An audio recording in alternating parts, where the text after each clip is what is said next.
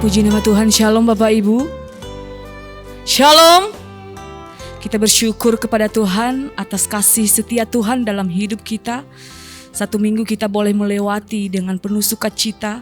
Kita boleh merasakan kasih Tuhan yang tiada hentinya dalam hidup kita. Bapak Ibu, saat ini kita memulai ibadah kita dan mari kita mempersiapkan hati dan pikiran kita untuk memuji Tuhan. Mari kita pujikan pujian layak dipuji disembah.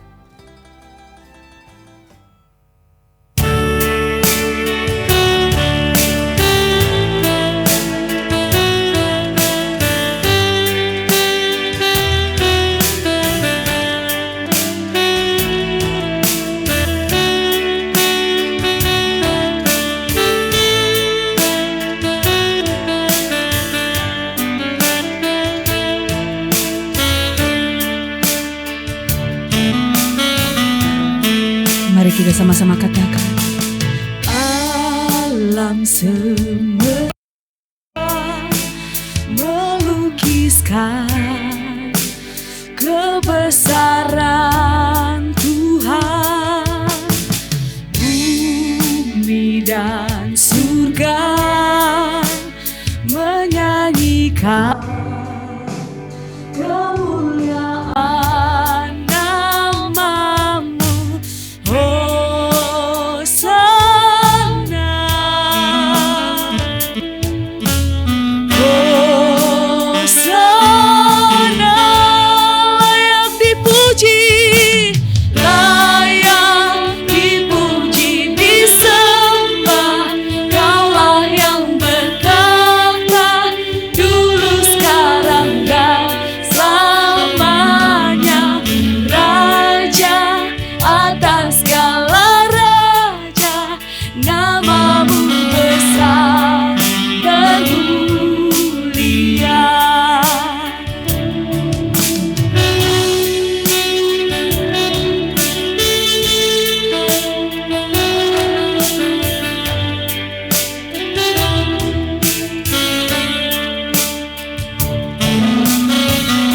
Sekali lagi katakan, alam semesta melukiskan kebesaran Tuhan.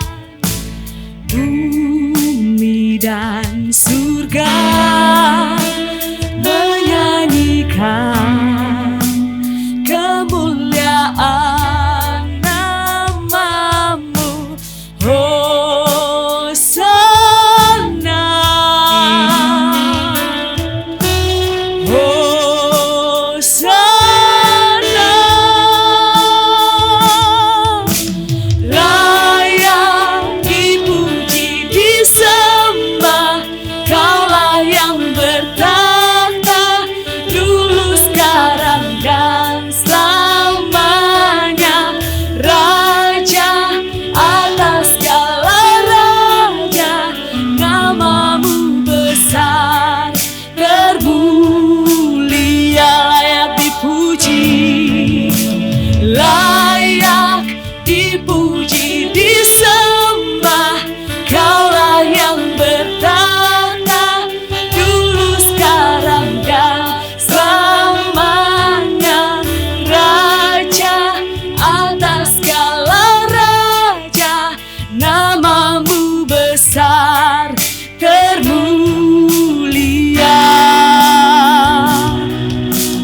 Layak dipuji, disembah.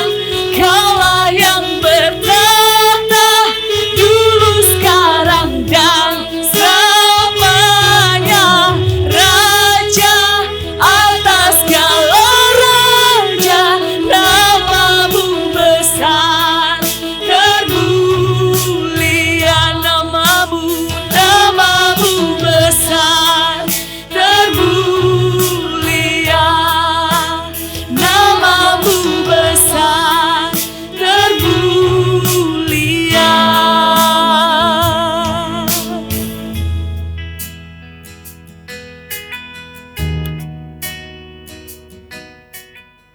Pertolongan kita pagi ini datang dalam nama Tuhan yang menjadikan langit dan bumi serta sekalian isi.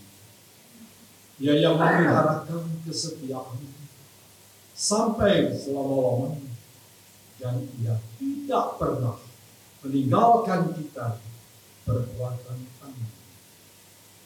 Turunlah atas saudara-saudara sekalian kasih karunia dari Allah, damai sejahtera dari Yesus Kristus di dalam Roh.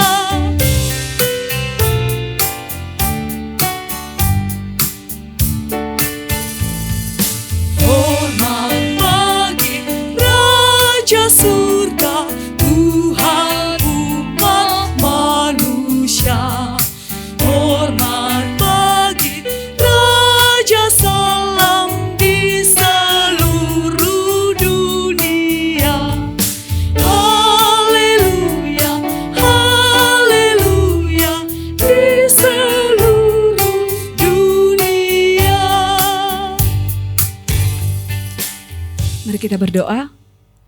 Segala puji syukur, hormat hanya bagi kemuliaan nama-Mu ya Tuhan. Kami sangat bersyukur, berterima kasih atas kebaikan Tuhan, kemurahan Tuhan dalam hidup kami. 1 minggu ini Tuhan Yesus telah menyertai hidup kami. Engkau telah bersama-sama dengan kami ya Tuhan. Bahkan pada saat pagi hari ini ya Bapa, kami boleh datang beribadah di hadapan Tuhan walaupun saat ini secara online. Tapi kami percaya Tuhan Yesus, ini bukan karena kuat dan gagahnya kami bisa melakukan hal ini, namun itu semua karena kasih Tuhan dalam hidup kami. Terima kasih Bapa di surga, Engkau lingkupi setiap jemaat Tuhan yang saat ini mengikuti ibadah online di rumah. Kiranya Engkau Tuhan Yesus yang selalu mengurapi jemaat-Mu dengan urapan-Mu yang kudus. Biarlah jemaat Tuhan boleh beribadah kepada Tuhan dengan kesungguhan hati. Terima kasih Bapa di surga, inilah ibadah kami pada saat ini. Kami serahkan ke dalam tangan Tuhan dari awal hingga akhir. Di dalam nama Tuhan Yesus Kristus kami berdoa. Amin. Bapak Ibu, saat ini kita mempersiapkan hati dan pikiran kita untuk mendengarkan kebenaran firman Tuhan yang akan dibawakan oleh hamba-Nya. Namun sebelumnya mari kita pujikan pujian berkumandang suara dari seberang.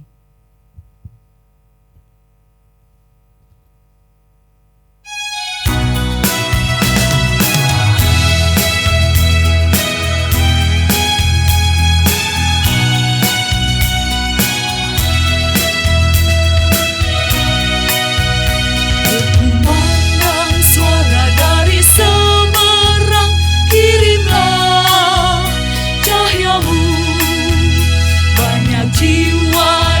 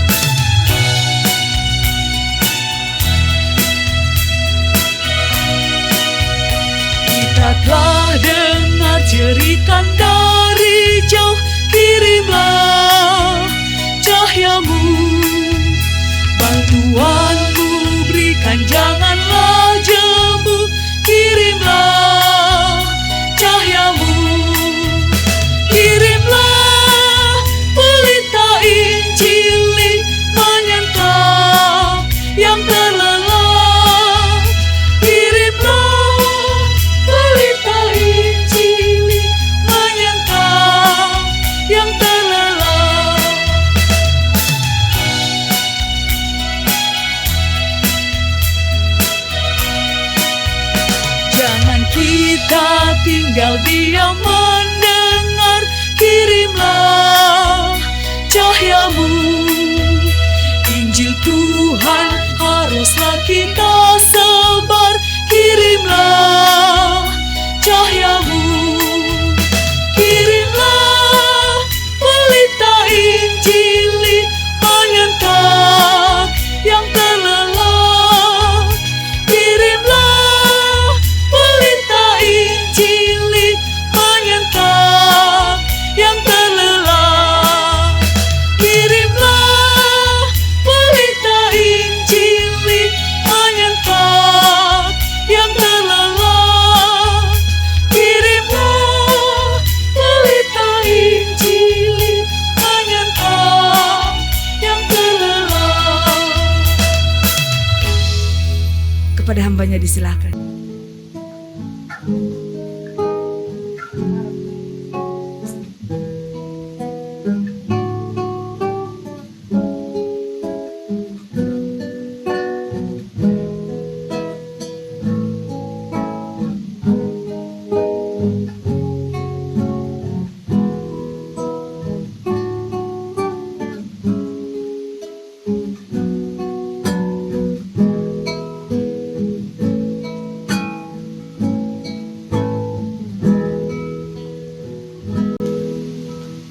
Walau ku harus berjalan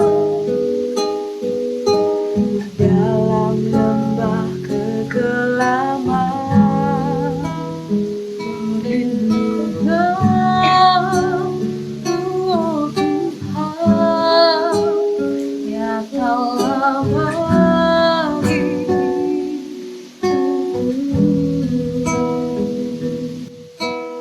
Tiada pernah sedetik pun, tak pernah sedetik tiada pernah kau tinggalkan.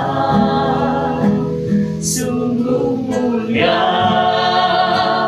dan sempurna, hanya Kaulah yang layak disembah.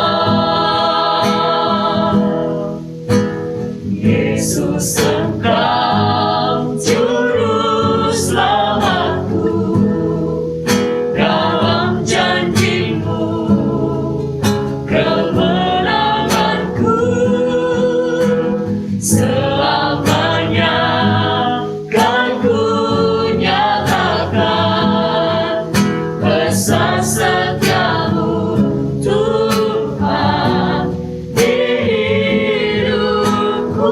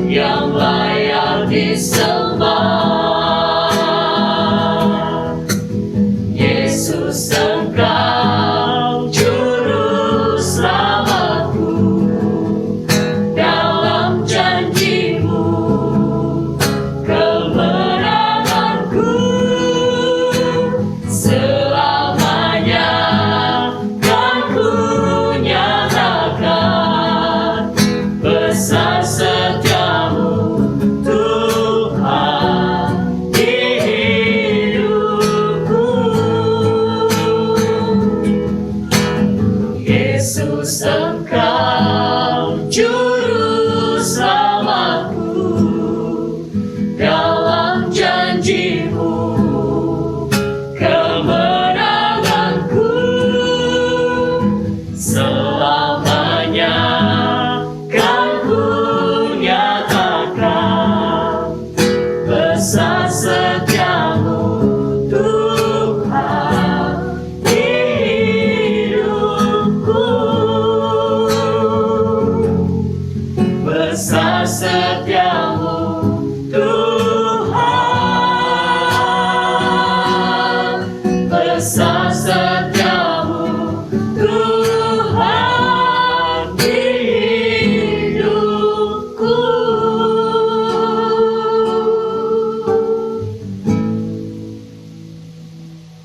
Mari kita berdoa sebelum kita masuk di dalam pemberitaan firman Tuhan.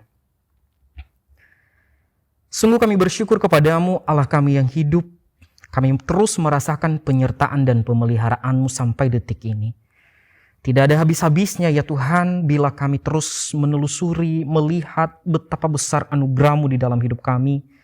Maka tidak ada yang bisa kami bawa berikan selain hanya ucapan syukur di hadapan Tuhan.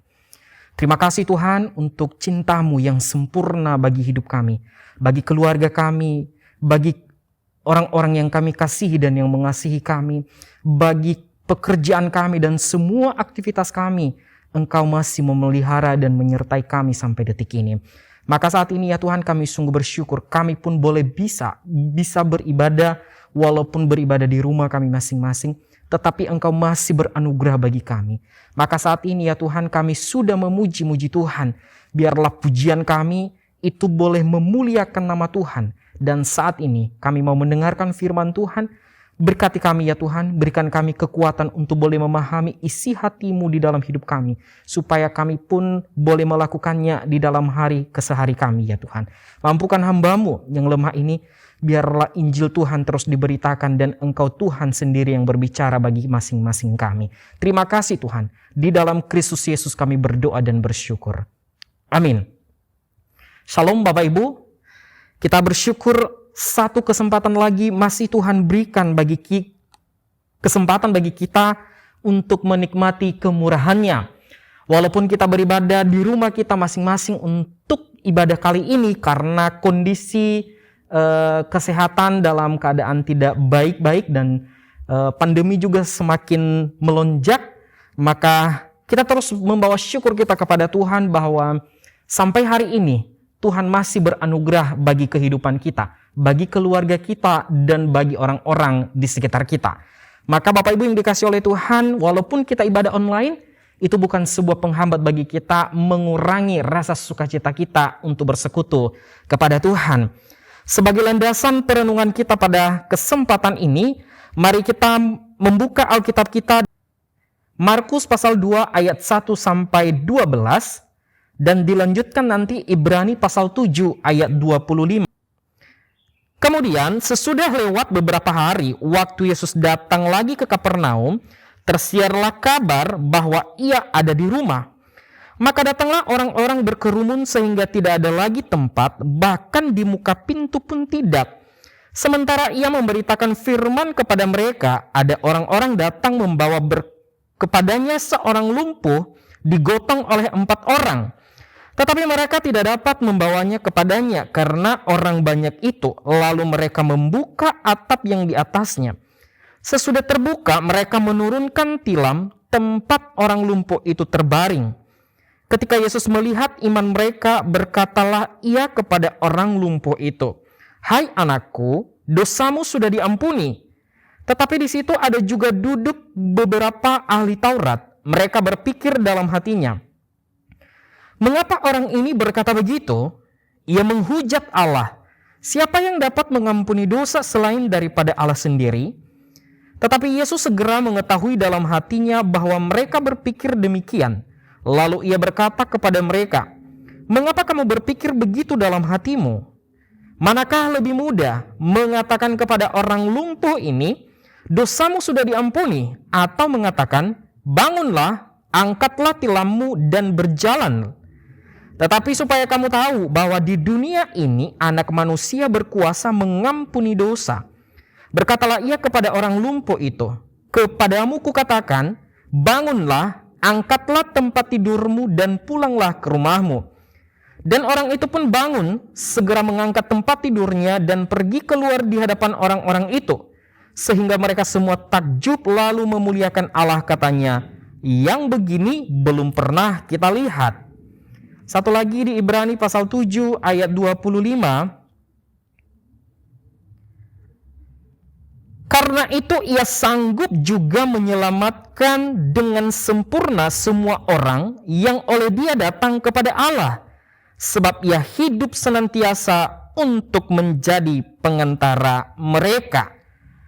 Demikian jauh pembacaan firman Tuhan. Berbahagialah bagi kita yang sudah mendengar, membaca, dan yang lebih berbahagia lagi kita yang melakukannya oleh pimpinan daripada Roh Kudus hari demi hari. Bapak Ibu yang dikasihi oleh Tuhan kita Yesus Kristus, tema kita hari ini, kita membahas satu tema tentang Tuhan menyelamatkan sepenuhnya. Tuhan menyelamatkan sepenuhnya. Dua pertanyaan sebelum kita memasuki teks daripada kebenaran firman Tuhan. Pertanyaan pertama yang saya coba ajukan kepada kita pada kesempatan ini, mari kita pikirkan bersama-sama. Mari kita juga renungkan secara bersama-sama. Pertanyaan ini cukup sederhana. Pertanyaan yang pertama begini. Apa problem utama manusia? Apa problem utama manusia di dunia ini? Kalau kita mendengar pertanyaan itu, kira-kira apa yang terkonsep di dalam pemikiran kita? Apa jawaban kita ketika kita mendengar pertanyaan begitu? Apa problem utama manusia di dalam dunia ini? Banyak orang berpendapat, mereka berkata bahwa problem utama manusia di dalam dunia ini adalah banyak hal, termasuk kesehatan, termasuk kebutuhan setiap hari, masalah pekerjaan, masalah relasi antara keluarga, kemudian masalah rasisme antar golongan, radikalisme di mana-mana, masalah moralitas di mana-mana, dan lain sebagainya. Orang sudah mengkategorikan bahwa itu adalah problem utama manusia. Bapak Ibu yang dikasihi oleh Tuhan kita Yesus Kristus, betul itu problem manusia, tetapi bukan problem utama manusia. Problem utama manusia adalah dosa itu sendiri. Dosa itu sendiri yang menjadi problem masalah utama manusia di dalam dunia ini. Ketika dosa sudah menjadi problem utama di dalam kehidupan manusia, maka rincian-rincian tadi yang saya sudah sebutkan dari awal, itu hanya bagian daripada dosa. Maka Bapak Ibu yang dikasihi oleh Tuhan kita Yesus Kristus, dosa membuat manusia mengalami keterpisahan dengan Allah, menjadi musuh Allah. Dosa merusak relasi antara sesama manusia, sesamanya menjadi rusak, menjadi kacau balau. Dosa merusak relasi, hubungan manusia dengan lingkungan sekitar, dengan ciptaan-ciptaan lain. Dosa membuat manusia kehilangan kemuliaan Allah.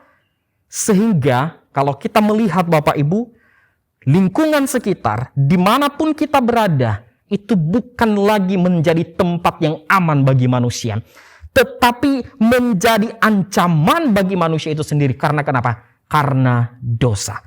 Maka Bapak Ibu yang dikasihi oleh Tuhan kita Yesus Kristus, pertanyaan pertama tadi saya sampaikan, problem manusia. Apa problem utama manusia?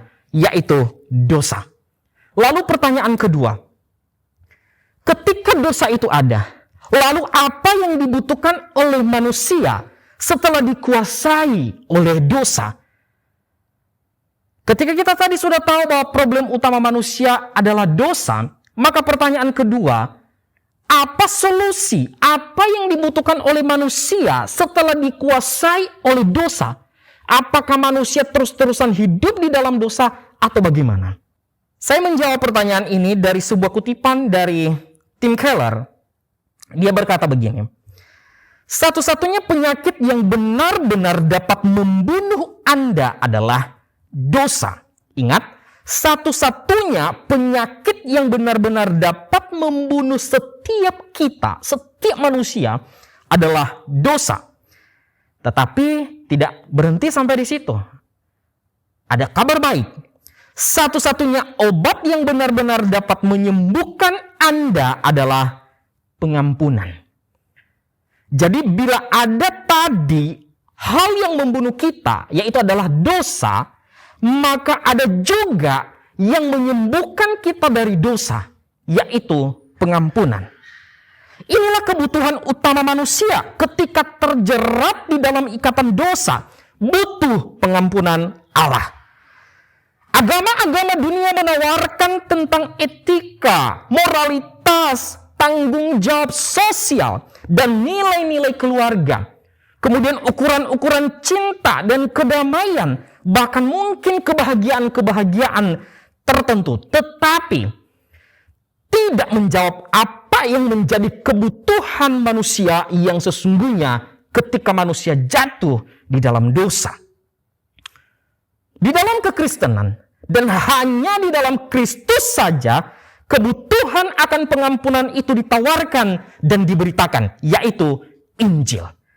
Maka Bapak Ibu yang dikasihi oleh Tuhan kita Yesus Kristus, bila kita melihat konteks ini tadi, saya lebih fokus.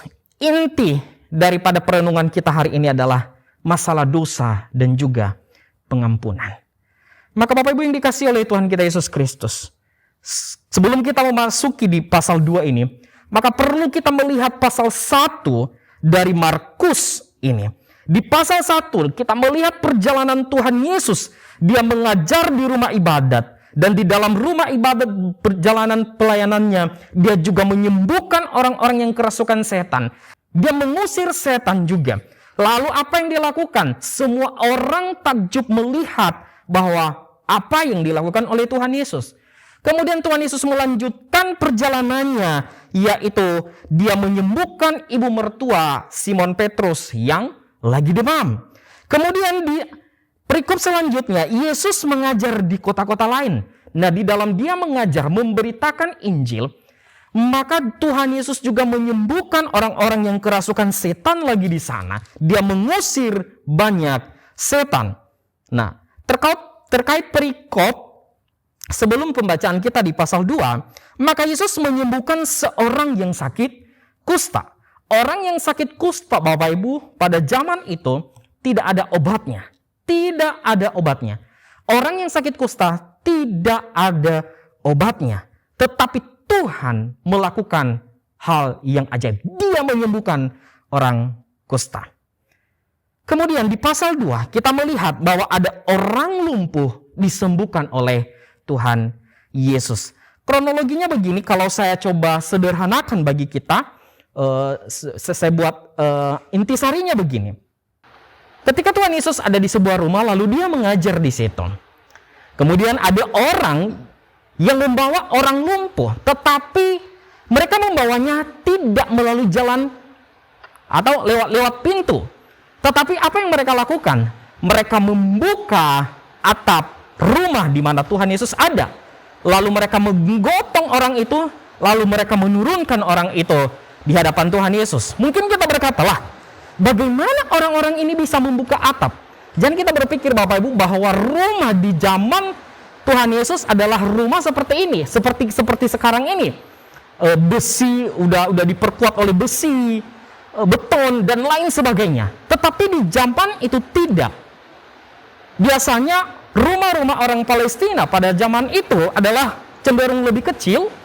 Kemudian di atapnya itu di rangka kayunya itu dikasih contohnya ranting-ranting atau rumput-rumput kering. Lalu di atasnya dikasih tanah yang sudah dibakar sehingga keras. Nah, orang ini yang menggotong orang lumpuh ini mampu menjebol akan hal itu karena mudah sekali. Nah, Bapak Ibu yang dikasihi oleh Tuhan kita Yesus Kristus, ketika sampai di hadapan Tuhan Yesus orang ini, maka Tuhan Yesus pun meresponi dengan baik. Dia berkata bahwa iman mereka baik sekali. Lalu apa yang dilakukan oleh Tuhan Yesus? Tuhan Yesus tidak menghakimi. Justru dia berkata, "Hai anakku, dosamu sudah diampuni. Hai anakku, dosamu sudah diampuni." Tapi Bapak Ibu coba perhatikan di ayat selanjutnya ada ahli-ahli Taurat yang mendengar ungkapan Tuhan Yesus ini. Mereka berkata, siapakah dia yang mengampuni dosa? Dia menghujat Allah. Kalau ibarat kata orang-orang ahli Taurat ini adalah kayak bisa dibilang kaum nyinyiran sekarang gitu. Nah, jadi mereka berkata bahwa siapakah dia yang mampu mengampuni dosa manusia? Tetapi Tuhan Yesus tahu isi hati mereka. Tuhan Yesus tahu kebusukan hati ahli-ahli Taurat. Dia berkata di dalam ayat itu, "Mengapa kamu berpikir begitu di dalam hatimu? Manakah lebih mudah mengatakan kepada orang lumpuh ini, dosamu sudah diampuni, atau mengatakan, bangunlah, angkatlah tilammu?" Bapak Ibu yang dikasihi oleh Tuhan kita Yesus Kristus, dia memperjelas tentang statusnya di dunia ini, bahwa dia juga Allah sepenuhnya. Bapak Ibu yang dikasihi oleh Tuhan, di sini kita melihat karya Tuhan Yesus, dia menyembuhkan orang lumpuh. Maka Bapak Ibu yang dikasihi oleh Tuhan kita Yesus Kristus, dari tema kita, Tuhan menyelamatkan sepenuhnya. Ini kita berbicara di dalam konteks ini, bahwa Kristus adalah maha kuasa. Dia pribadi yang berkuasa atas segala sesuatu, atas hidup manusia. Baik itu secara jasmani maupun secara rohani. Tuhan menyelamatkan sepenuhnya, tidak setengah-tengah. Tuhan menyelamatkan sepenuhnya. Lalu apa yang dilakukannya oleh Tuhan Yesus? Bila Tuhan menyelamatkan sepenuhnya, maka ada beberapa poin yang perlu kita pelajari terkait hal ini. Yang pertama, di ayat 5. Saya kasih poin ini adalah dosa dibereskan. Terkait ini Tuhan menyelamatkan sepenuhnya, maka poin pertama adalah dosa harus dibereskan. Saya bacakan ayat kelima. Ayat kelima B, demikian kebenaran firman Tuhan. "Berkatalah ia kepada orang lumpuh itu, hai anakku, dosamu sudah diampuni." Bapak Ibu yang dikasihi oleh Tuhan, kalimat ini menjadi sebuah kontroversi tadi, seperti yang saya sampaikan tadi. Kenapa menjadi kontroversi? Karena ada ahli-ahli Taurat saat itu. Mereka berkata dalam hati, ia menghujat Allah. Kenapa dia mengampuni dosa manusia padahal dia bukan Allah? Mereka berpikir begitu. Mereka tidak tahu bahwa Yesus adalah Allah yang sejati, yang menjelma menjadi manusia. Yesus tahu kebusukan hati ahli Taurat ini. Tetapi pada momen itu, dia menunjukkan dirinya kepada orang banyak. Dia menunjukkan bahwa dia benar-benar Tuhan. Tidak perlu ada pengakuan atau statement dari mulutnya bahwa aku ini adalah Allah. Sembahlah aku, seperti orang-orang lain klaim gitu. Tuhan orang Kristen itu tidak ada di dalam Alkitab. Yesus berkata, sembahlah aku, akulah Tuhan. Bapak Ibu yang dikasihi oleh Tuhan, tidak butuh pembuktian dengan kata-kata. Tetapi di sini kita melihat bahwa justru melalui tindakan Yesus, dia menunjukkan bahwa dia memang benar-benar Allah yang sejati.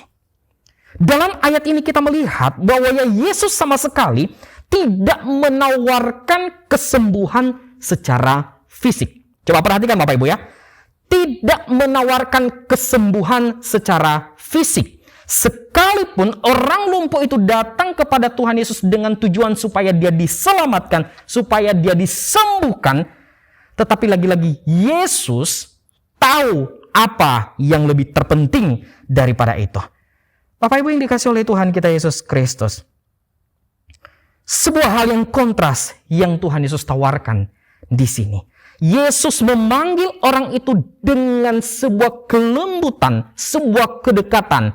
Dia berkata, hai anakku. Ini adalah panggilan yang sangat lembut, sebagai seorang bapa, panggilan seorang bapa kepada anaknya yang dikasihinya. Yesus memanggil orang lumpuh ini sebagai anaknya, sebagai milik kepunyaannya. Dalam panggilan itu tidak ada yang namanya ketakutan. Dalam panggilan itu tidak ada yang namanya kegentaran, tetapi sebuah kehangatan, panggilan kelembutan, layaknya ayah kepada sang anak. Bapak Ibu yang dikasihi oleh Tuhan, lalu Yesus melanjutkan, dia berkata, dosamu sudah diampuni. Mungkin kita berkata bahwa respon semacam ini mungkin dianggap aneh. Karena kenapa? Yang dibutuhkan orang ini adalah kesembuhan. Bukan supaya dosanya itu disinggung, bahwa dia orang berdosa. Bukan. Tetapi bagi Yesus, dia harus membereskan masalah utama manusia, yaitu dosa. Tanpa pemberesan di hadapan Allah, maka mustahil bisa berelasi baik kepada Allah. Bapak Ibu yang dikasihi oleh Tuhan, mari kita lihat Yesaya 59 ayat 1 sampai 2. Saya bacakan Yesaya 59 ayat 1 sampai 2. Sesungguhnya tangan Tuhan tidak kurang panjang untuk menyelamatkan dan pendengarannya tidak kurang tajam untuk mendengar. Tetapi yang merupakan pemisah antara kamu dan Allahmu ialah segala kejahatanmu. Dan yang membuat dia menyembunyikan diri terhadap kamu sehingga ia tidak mendengar ialah segala dosamu. Ini berbicara tentang dosa. Oleh dosa, relasi kita dengan Allah semakin terputus. Oleh dosa juga membuat kita terpuruk, membuat kita menjadi seteru Allah. Maka Bapak Ibu yang dikasihi oleh Tuhan kita Yesus Kristus, Kristus datang untuk apa? Membereskan dosa itu. Itu pertama-tama. Karena ini adalah kebutuhan utama manusia. Karena ini adalah problem utama manusia. Dosa. Dan ini harus dibereskan. Kalau tidak dibereskan, maka sia-sia berelasi dengan Allah kita. Maka Bapak Ibu yang dikasihi oleh Tuhan, mari kita melihat konteks kehidupan kita. Apakah kita sudah benar-benar beres di hadapan Allah? Atau masih adakah dosa yang kita tutup-tutupi sampai sekarang ini di hadapannya? Atau justru kita merasa malu ketika kita datang di hadapannya dan berkata bahwa saya tidak pantas, saya pendosa besar di hadapanmu. Bapak Ibu yang dikasihi oleh Tuhan, jangan putus asa. Sebuah panggilan istimewa, sebuah panggilan yang lembut untuk kita saat ini. Dia berkata, hai anakku, dosamu sudah diampuni. Kristus sudah menyelesaikan di atas kayu salib. Bagi kita yang masih bergumul, ingat karya pengorbanan Kristus di atas kayu salib. Kita masih bersyukur hari ini. Bila kita terus bergumul dengan dosa-dosa kita, itu hal yang baik sekali. Itu hal yang baik ketika kita masih terus bergumul dengan dosa-dosa kita. Ada yang bergumul dengan dosa kesombongan, dosa perzinahan, pornografi, rokok, iri hati, dengki, dan lain sebagainya. Puji Tuhan bila kita menyadari hal itu. Mari kita terus menggumuli akan hal ini di hadapan Tuhan. Mari kita terus memohon uluran tangan Tuhan supaya dia terus menjamah hidup kita, hati kita. Kita terus membereskan hidup kita di hadapan Allah. Sehingga intimasi kita, relasi kita dengan Tuhan tidak pernah terganggu oleh dosa. Bapak Ibu yang dikasihi oleh Tuhan, jangan merasa kita putus asa ketika kita terus bergumul dengan dosa-dosa kita. Ingat, ada Kristus yang selalu setia memanggil kita, menanti kita, dan memanggil kita, hai anakku, dosamu sudah diampuni. Maukah kita meresponi hal itu, anugerah Allah yang besar itu, dengan syukur di hadapan Allah, dengan pertobatan di hadapan Allah. Ini sambutan, ini panggilan yang hangat bagi kita sekarang. Maka jangan kita sia-siakan Bapak Ibu. Mulai saat ini, mari kita koreksi diri kita. Dosa apa yang terus menggorogoti hidup kita? Saya berdoa, saya secara pribadi juga terus bergumul dengan dosa-dosa. Saya berdoa supaya kita terus tidak abai di dalam hal ini. Itu poin pertama. Dosa harus dibereskan. Kemudian poin yang kedua Bapak Ibu. Iman kepada Kristus. Saya bacakan ayat 5a. Masih ayat 5a, dia berkata demikian. Ketika Yesus melihat iman mereka, berkatalah ia kepada orang lumpuh itu. Coba perhatikan, ketika Yesus melihat iman mereka. Yesus melihat iman mereka. Siapa mereka ini? Mereka ini adalah orang-orang yang membawa orang lumpuh tadi. Dan juga termasuk orang lumpuh itu di dalamnya. Berarti ada 5 orang. Bapak Ibu yang dikasihi oleh Tuhan kita Yesus Kristus, mereka menggotong orang ini, lalu Tuhan Yesus melihat iman mereka yang tertuju kepada Yesus. Yesus melihat baik orang lumpuh ini maupun orang-orang yang menggotongnya memiliki iman atau keyakinan kepada Yesus bahwa Yesus mampu menyembuhkan segala penyakit.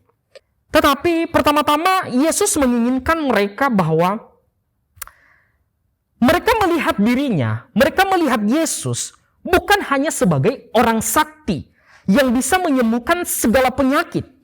Tetapi Yesus mau supaya mereka melihat dan mengenal bahwa Dia juga Allah yang menyelamatkan. Tidak hanya menyelamatkan secara fisik, tetapi menyelamatkan jiwa. Jadi di sini kita melihat bahwa Yesus ingin supaya orang-orang ini tidak hanya terpesona dengan mujizat yang Tuhan Yesus buat. Tetapi mereka terpesona kepada Tuhan Yesus itu sebagai sumber mujizat itu sendiri. Yesus tidak mau orang-orang yang datang kepadanya, pengikutnya, hanya karena mujizat yang Yesus buat. Jangan sampai orang banyak terpesona dengan mujizat itu tanpa mempercayai Dia sebagai Allah yang sesungguhnya. Yesus mencoba mengubah fokus mereka bahwa kalian beriman bukan karena ada mujizat, tetapi karena pribadi Yesus itu sendiri. Maka Bapak Ibu yang dikasihi oleh Tuhan, ada sebuah cerita. Mungkin Bapak Ibu pernah mendengar sebuah cerita tentang Mr. Blondin. Dia ini adalah akrobat di Amerika sana. Tuan Blondin, dia pernah berjalan di atas seutas tali di air terjun Niagara. Dia berjalan di seutas di sebuah kesempatan dia mengadakan sebuah kesempatan dia mengadakan pertunjukan. Dia berjalan seutas tali dan penontonnya itu sangat banyak sekali. Ketika dia berjalan pulang pergi sampai tanpa membawa beban apa-apa. Kemudian di pertunjukan kedua dia membawa gerobak yang berisikan pasir. Pembawa acara berkata, apakah kalian percaya bahwa Tuan Blondin ini bisa membawa gerobak berisikan pasir ini dengan selamat?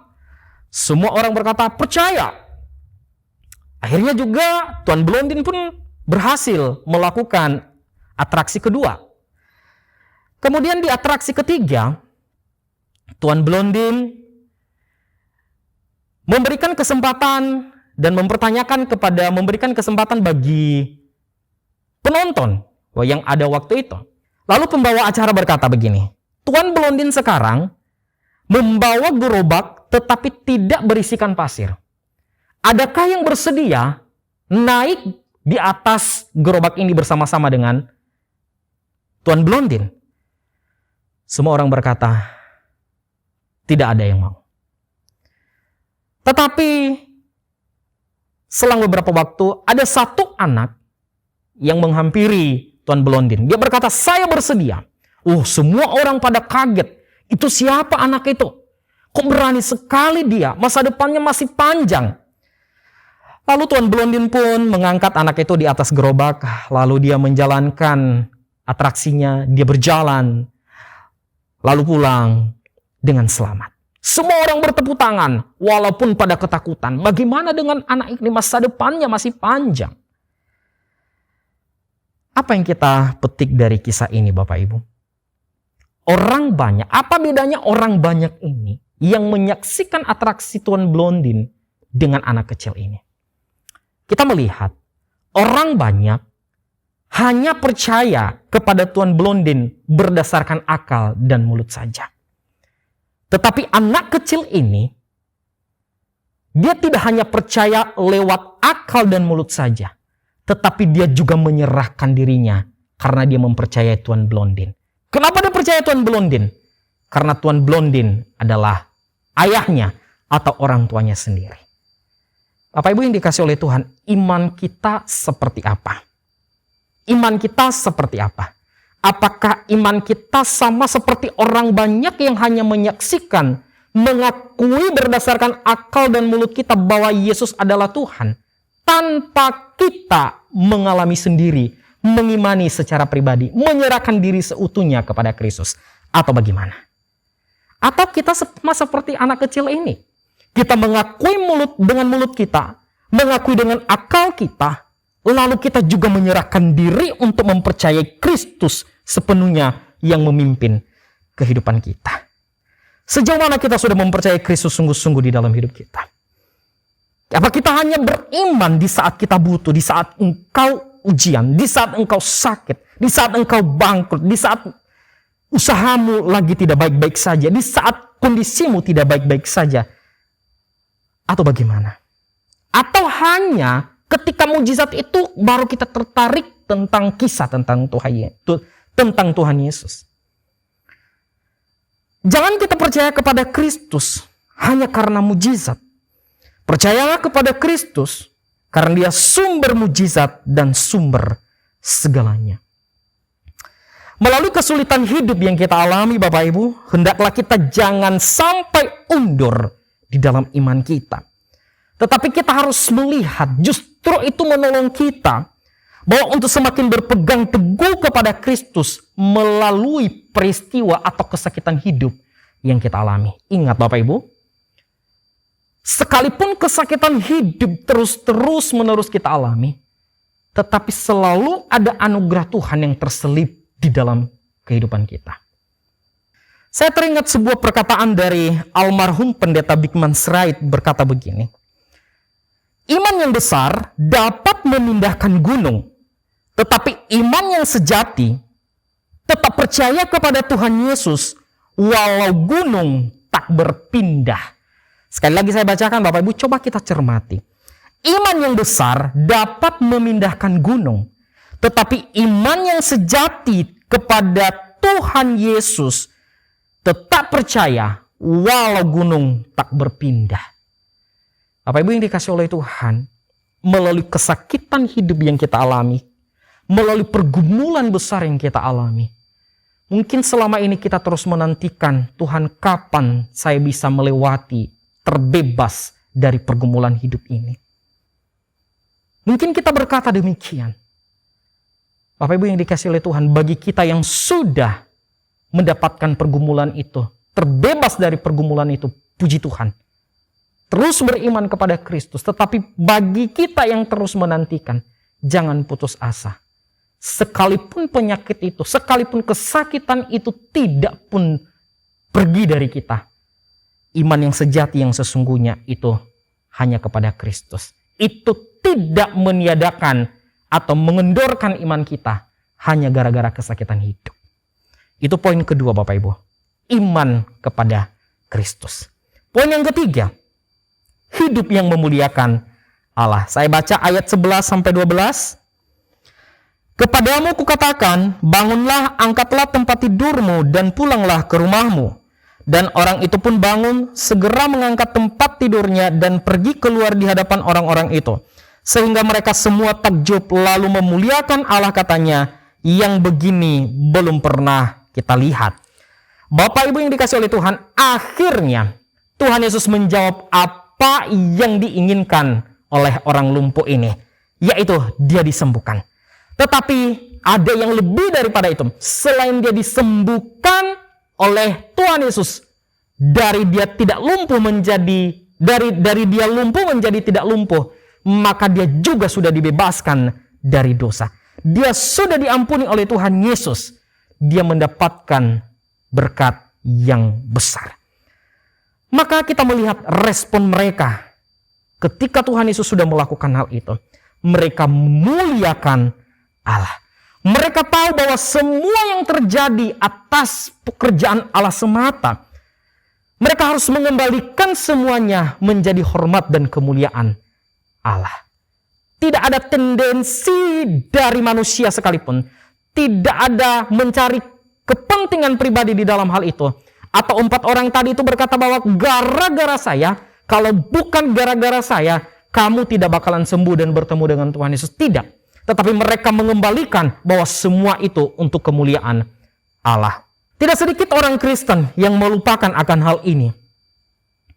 Ketika mereka di dalam keterpurukan, pergumulan berat, dengan rutin mereka sungguh-sungguh kepada Tuhan Yesus dan memohonkan supaya mereka terbebaskan atau terlewatkan dari pergumulan itu. Tetapi setelah pergumulan itu lewat, pergumulan mereka terjawab, maka mereka juga lupa diri mereka di hadapan Allah. Mereka melupakan anugerah yang besar yang mereka sudah terima. Relasi dengan Tuhan yang dulu rutin ketika mereka di dalam pergumulan, maka sekarang mereka berkata tidak ada waktu untuk Tuhan. Mereka lupa mempersembahkan seluruh hidupnya. Bahkan mereka lupa juga mempersembahkan apa yang mereka punya sebagai berkat daripada Tuhan. Kita harus hati-hati di dalam hal ini Bapak Ibu. Kita dididik, diajar bahwa hidup kita yang sementara harus kita persembahkan, harus kita kembalikan untuk kemuliaan Allah. Harta, kekayaan kita harus memuliakan Allah. Kata Amsal pasal 3 ayat 9, muliakanlah Tuhan dengan segala harta bendamu. Jangan sampai kita melupakan Tuhan hanya karena berkat dunia yang sementara. Dengan demikian, bagi kita yang sedang bergumul, apapun pergumulan kita saat ini, mari kita lihat konteks kehidupan kita Bapak Ibu. Apapun itu, jangan merasa kita putus asa. Jangan kita undur kepada iman kepada Kristus. Tetapi mempercayai Dia sekalipun jawaban doa masih belum ada. Tetap menjaga relasi dengan Dia sekalipun terasa berat bagi kita. Tetap bersabar menantikan jawaban itu sekalipun di dalam kemustahilan. Bapak Ibu yang dikasih oleh Tuhan, jawaban doa bukanlah sebuah akhir ketika kita terbebas dari berbagai pergumulan hidup atau beban hidup. Jauh lebih penting daripada itu adalah Kristus tetap menyertai hidup kita.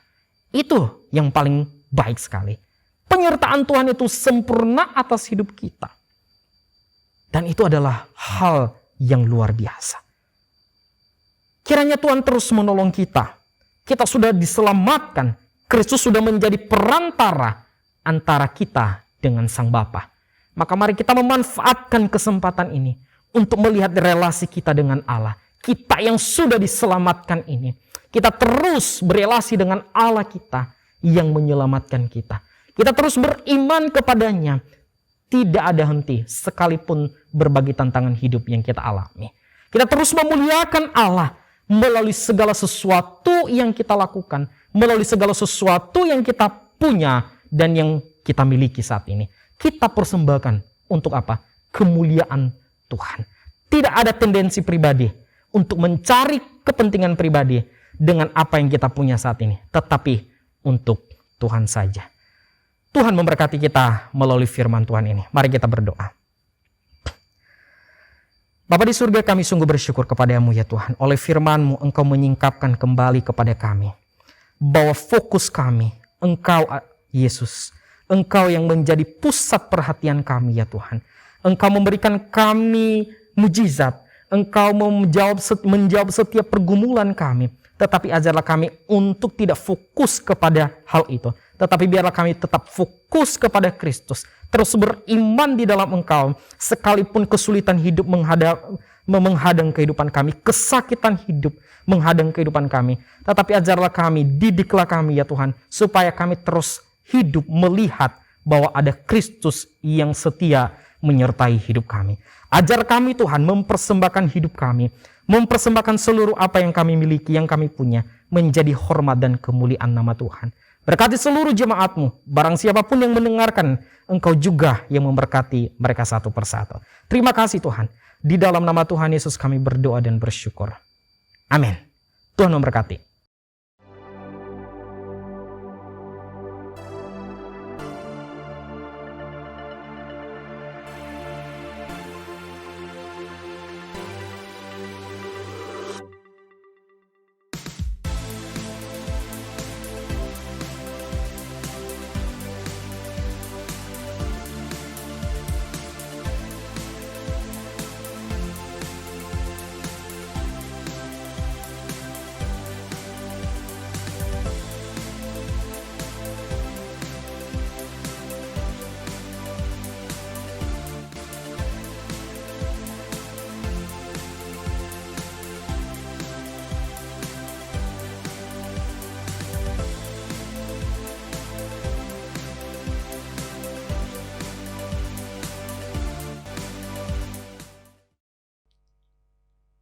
Bapak, Ibu, dan saudara-saudari yang dikasihi oleh Tuhan, Salam. Kita bersyukur kepada Tuhan pada pagi hari ini kita dapat beribadah kepada Tuhan secara online. Kita juga bersyukur karena kita boleh dilawat oleh kebenaran firman Tuhan yang telah disampaikan oleh hamba-Nya. Dan biarlah firman Tuhan yang telah kita dengarkan pada pagi hari ini terus kita ingat dan kita lakukan dalam hidup kita sehari-hari. Saat ini kita akan mendengarkan warta jemaat GIA Jemur Sari Surabaya Minggu 13 Februari 2022. Hari ini tanggal 13 Februari 2022 dan Minggu 20 Februari 2022 ibadah dilaksanakan secara online karena mahasiswa praktek dan hamba-hamba Tuhan terjangkit batuk, flu, dan pilek.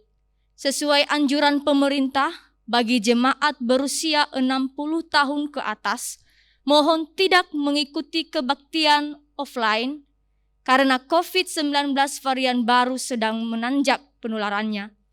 Sedang minggu akhir bulan akan dilihat perkembangannya. Harap jemaat dapat memakluminya. Pada hari ini jemaat diberikan kesempatan untuk memberikan persembahan untuk pekerjaan Tuhan dan persembahan pekabaran Injil. Seperti kita ketahui, GIA Jemur Sari menaungi 5 pos PI yang membutuhkan dukungan kita, supaya banyak orang mendengar Injilnya.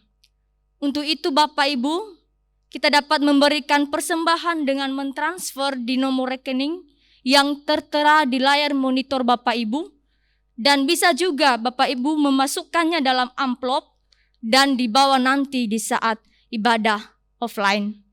Mari kita mengingat Bapak Ibu bahwa kita memberikan persembahan bukan untuk kita supaya diberkati, tetapi kita memberikannya karena kita mengasihi Tuhan. Untuk itu firman Tuhan yang melandasi persembahan kita pada hari ini terambil dari Markus pasal 14 ayat 9 yang berbunyi demikian. Aku berkata kepadamu, sesungguhnya di mana saja Injil diberitakan di seluruh dunia, apa yang dilakukannya ini akan disebut juga untuk mengingat Dia. Sembari persembahan kita berikan, mari kita memuji Tuhan dengan pujian, sungguh nyata kasih-Mu.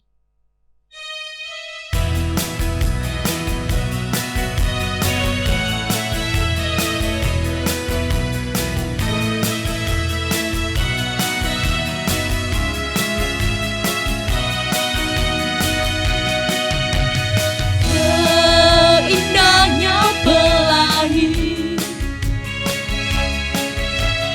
seterangnya mentari, namun Kau yang terindah menjagaku semegah. Walau badai menghadap dan badai pun bergoncang, namun Kau yang setia menjagaku selamanya. Sungguh nyata kasih-Mu di sepanjang hidupku. Dengan darah-Mu Kau tebus dosaku. Sungguh nyata kasih-Mu di sepanjang hidupku. Genggam hatiku hanya untuk-Mu.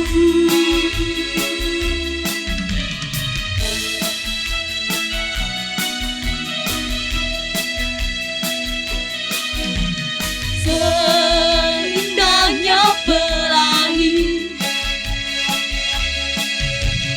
secerahnya mentari, namun Kau yang terindah, hanya Kau yang termegah. Sungguh nyata kasih-Mu di sepanjang hidupku. Dengan darah-Mu Kau tebus dosaku. Sungguh nyata kasih-Mu di sepanjang hidupku. Segenap hatiku hanya untuk-Mu. Segenap hatiku hanya untuk-Mu. Segenap hatiku hanya untuk-Mu.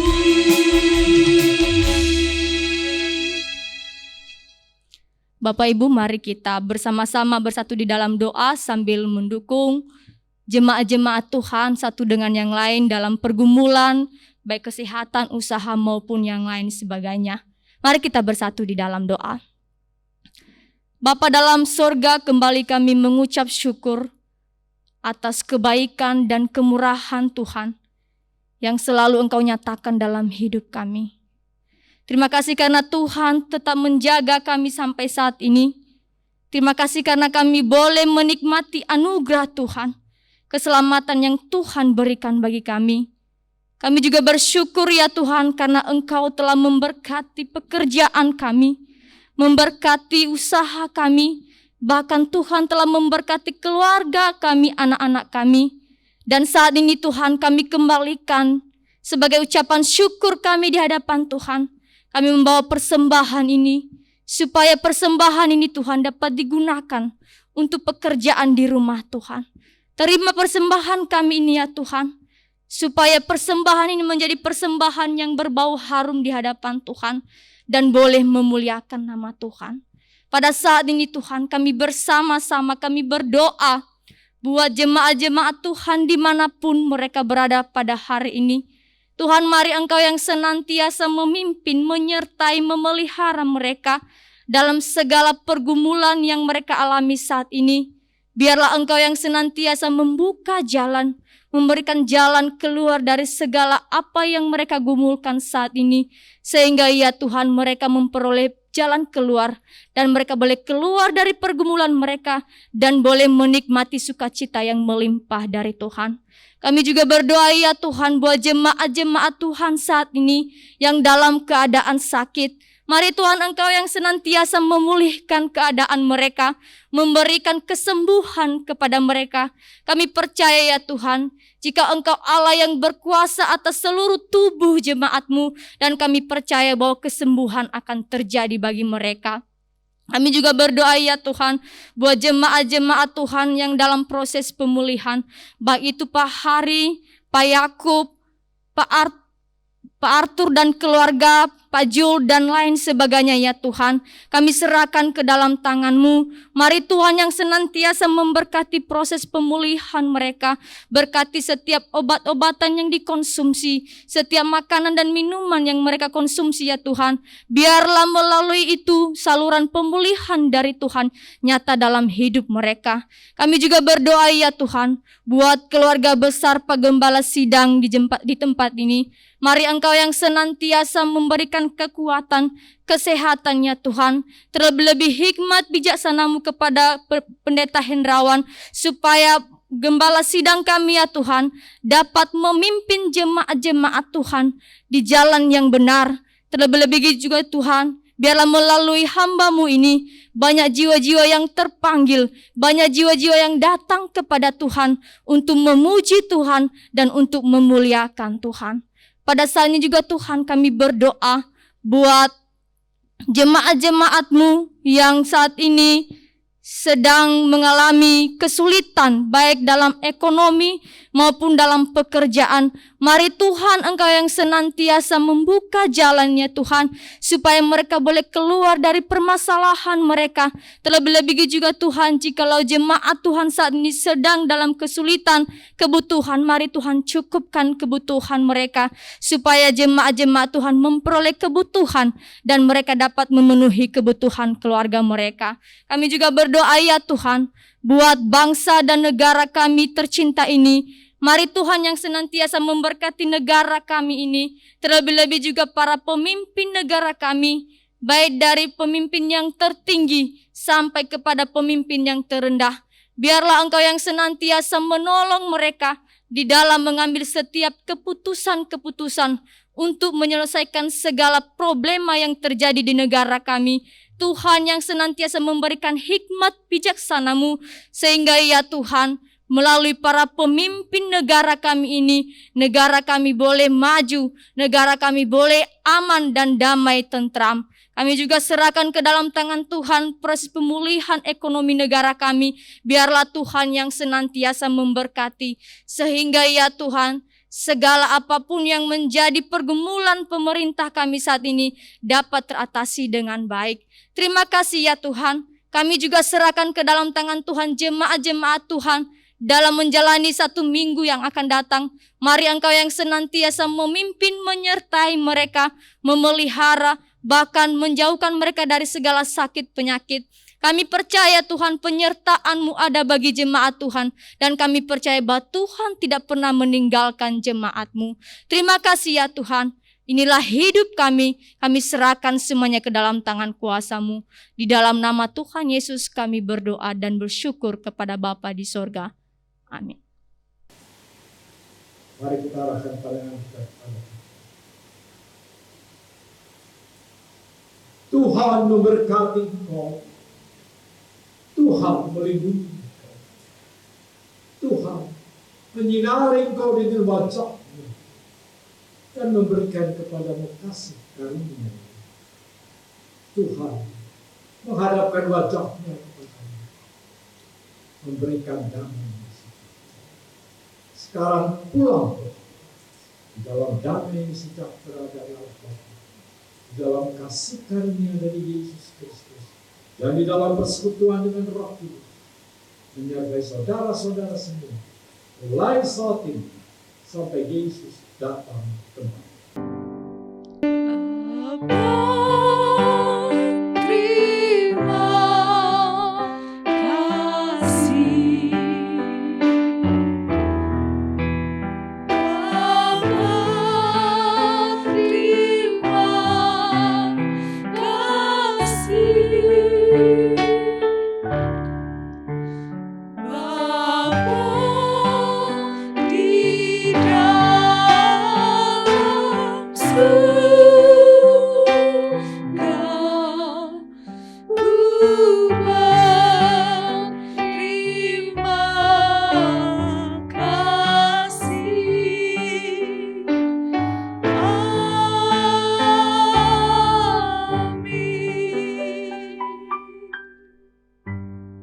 Silakan.